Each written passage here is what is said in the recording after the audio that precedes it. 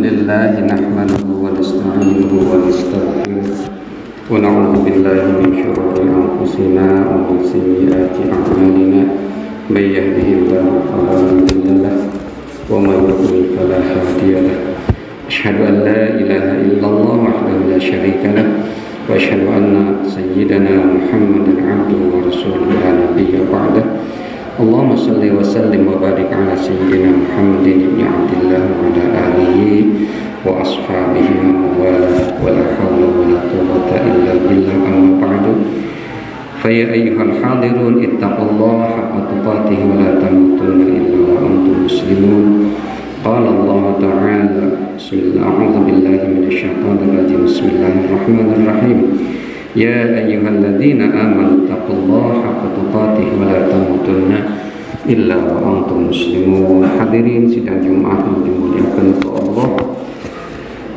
Pertama, paling utama ayo urang sadaya meningkatkan iman sareng takwa urang ka Allah Taala. Anu mangrupakeun perwujudan rasa syukur urang kana sadaya kanikmatan anu parantos dipaparinkeun ka Allah Taala. Hadirin, dina Al-Quran banyak dikatakan bahwa di akhirat kelak ketika kita dihisab maka lisan ini akan terkunci. Lisan ieu moal tiasa nyarios, moal tiasa ngaluarkeun kecap atanapi kata.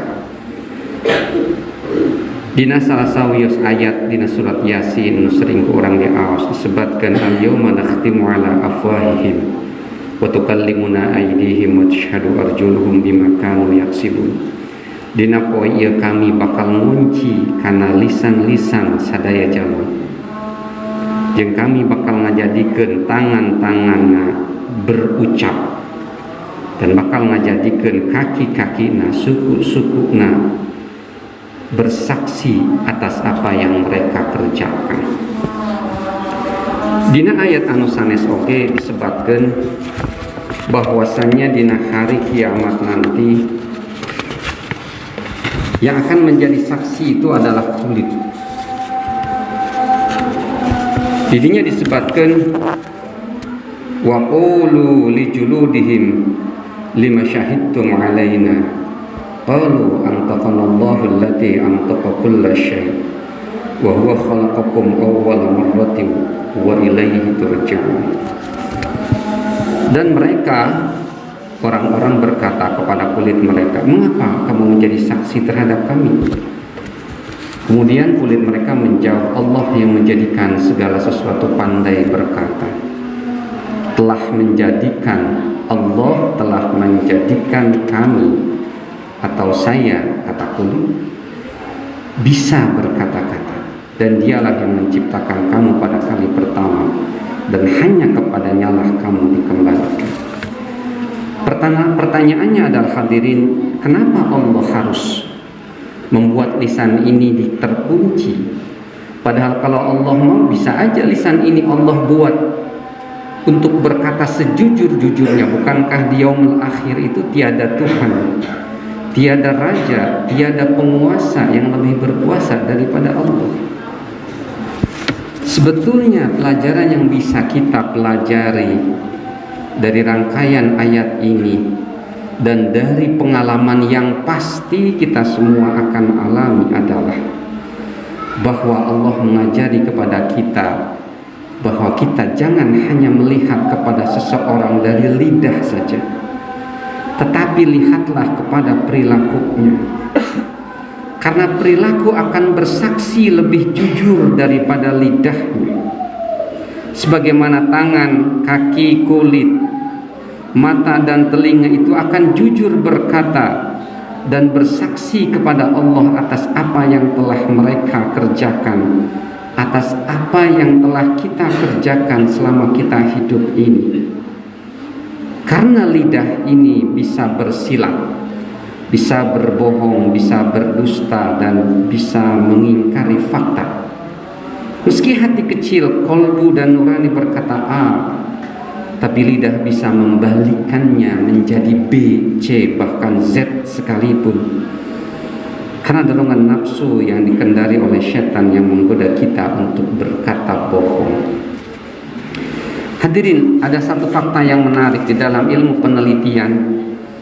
Dalam bidang ilmu sosial, penelitian itu metodologinya dibagi dua. Ada penelitian kualitatif, ada penelitian kuantitatif.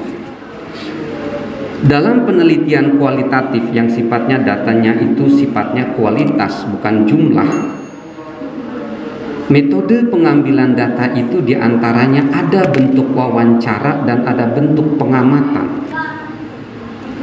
Salah satu kelemahan ketika kita menggali data dengan bentuk wawancara adalah bisa jadi orang yang kita wawancarai tidak mengatakan apa yang sebenarnya terjadi, tetapi cenderung untuk memolesnya atau menjadikannya kelihatan lebih baik dan lebih indah.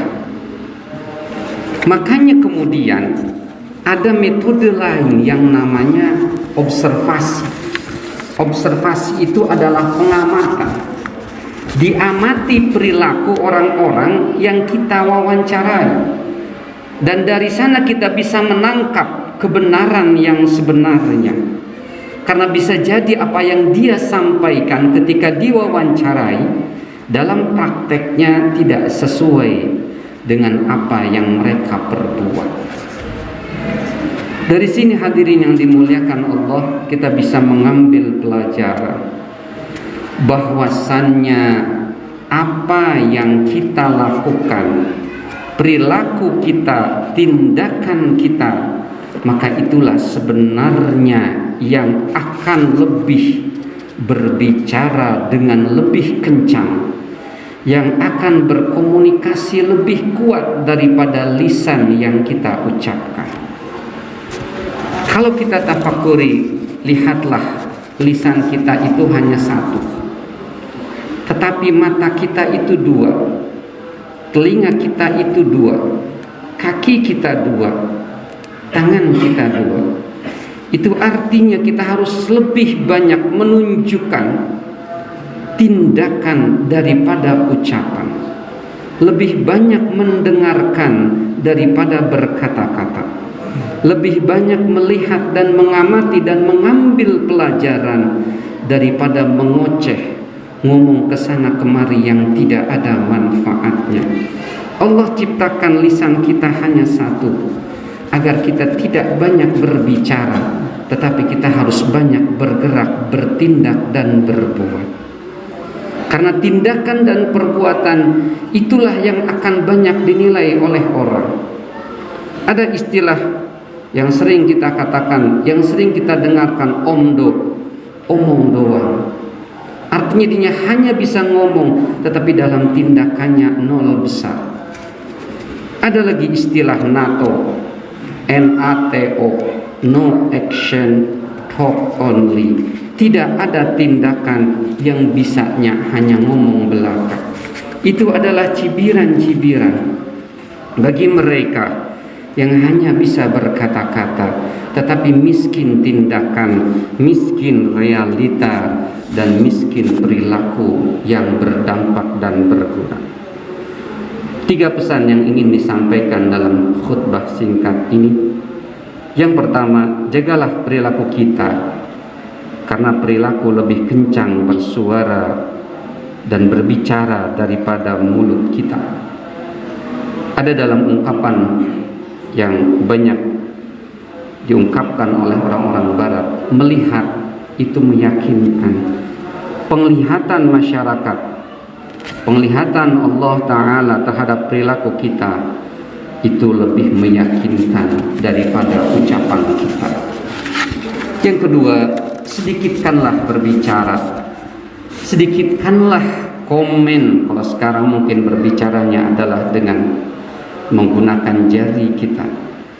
Jika ketika kita berbicara itu hanya akan menjadikan kita tersandra dan terpenjara ketika kita tidak mampu melakukannya.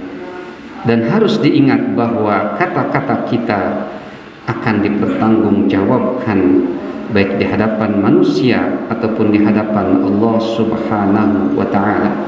Yang ketiga, janganlah hanya melihat orang dari ucapannya, lihat perbuatannya, lihat kebiasaannya, lihat perilakunya, dan lihat rekam jejaknya. Ketika kita melihat orang berbicara dengan retorika, dengan bahasa yang sangat bagus, kita patut melihat benarkah perilakunya sesuai dengan apa yang diucapkannya. Jangan-jangan hanya retorika belaka, jangan-jangan hanya teori belaka. Bukan berarti kita suudzon kepada orang tersebut, namun kita ingin melihat seseorang secara lebih nyata, secara lebih objektif. Mudah-mudahan khutbah singkat ini ada manfaatnya. Barakallahu li wa lakum fil Qur'anil Karim wa nafa'ani wa iyyakum bima fihi minal ayati wa dzikril hakim wa taqabbalallahu minni wa minkum tilawatahu innahu huwas samiul alim wa qur rabbighfir warham wa anta khairur rahimin.